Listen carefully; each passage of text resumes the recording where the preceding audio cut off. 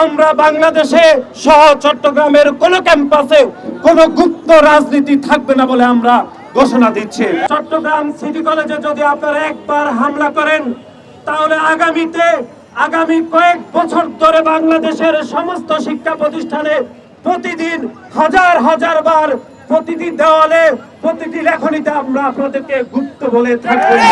বক্তব্যে বলেছে যে গ্রাফিতি লেখা নিয়ে শিবিরের সন্ত্রাসীরা হামলা করেছে, সে বিষয়ে বাংলাদেশ জাতীয়তাবাদী ছাত্র দলের স্পষ্ট বক্তব্য হচ্ছে, আমরা যে লেখনী লিখেছি সেই লেখনী যদি আপনাদের মতের ভিন্নতা থেকে থাকে, আপনাদের যদি অপছন্দ হয়ে থাকে, তাহলে আপনারা একটি পাল্টা গ্রাফিতি চট্টগ্রাম সিটি কলেজে আপনারা অঙ্কন করতে পারতেন।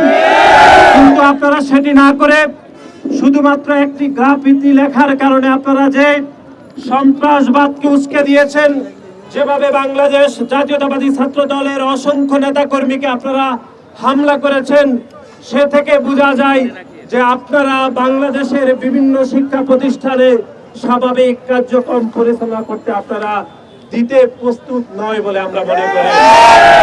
বাংলাদেশ জাতীয়তাবাদী ছাত্র দল আবারও মনে করিয়ে দিচ্ছে, যদি শিবিরকে একবার গুপ্ত বলার কারণে চট্টগ্রাম সিটি কলেজে যদি আপনারা একবার হামলা করেন, তাহলে আগামী কয়েক বছর ধরে বাংলাদেশের সমস্ত শিক্ষা প্রতিষ্ঠানে প্রতিদিন হাজার হাজার বার প্রতিটি দেওয়ালে প্রতিটি লেখনীতে আমরা আপনাদেরকে গুপ্ত বলে থাকবো।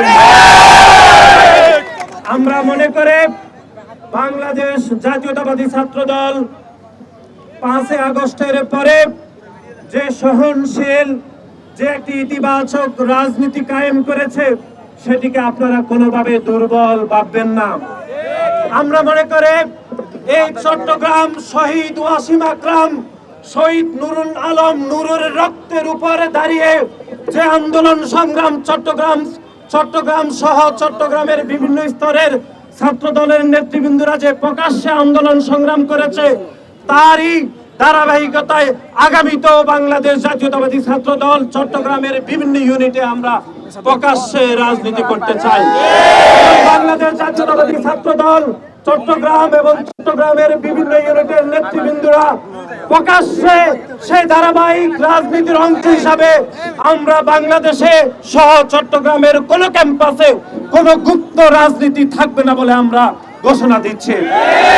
এবং আপনারা দেখেছেন গতকাল চট্টগ্রাম সিটি কলেজে গ্রাফিতি অঙ্কনের প্রতিবাদে তারা প্রথমে বাংলাদেশ জাতীয়তাবাদী ছাত্র দলের উপর হামলা করেছে, কিন্তু তারা হামলা করে তারা একটি দ্বৈত নীতি সেখানে অবলম্বন করেছে। তারা সেখানে অ্যাটাক করে আমরা দেখলাম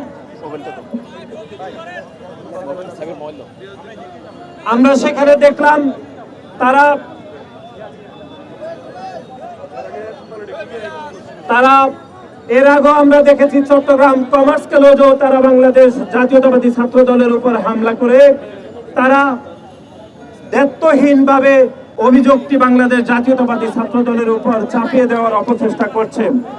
আমরা শুরু থেকে যেটি স্পষ্ট ভাষায় বলতে চাই, তারা নিজেরা হামলা করে বাংলাদেশ জাতীয়তাবাদী ছাত্র দলের উপর সে হামলার অভিযোগ চাপিয়ে দিতে চাই। এটিকে সহজভাবে বলে বাংলাদেশের সাধারণ মানুষ বলে অ্যাটাকার হয়েও তারা ভিকটিম কার্ড প্লে করতে চায়। এটি শিবিরের একটি চরিত্র, বর্তমানে এটি একটি দুঃচরিত্র বলে বাংলাদেশের সাধারণ শিক্ষার্থীরা মনে করেন।